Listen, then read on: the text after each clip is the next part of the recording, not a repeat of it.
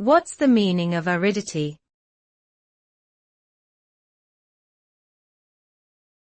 Aridity.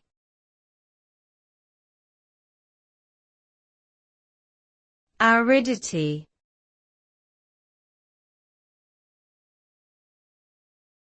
Aridity.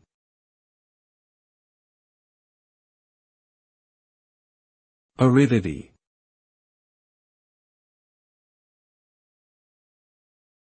Aridity refers to a condition where an area receives very little rainfall and is generally dry.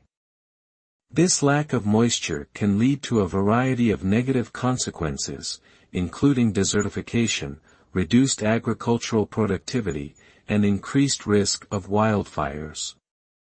Arid regions are often characterized by hot temperatures and low humidity, which can also have negative impacts on human health and well-being.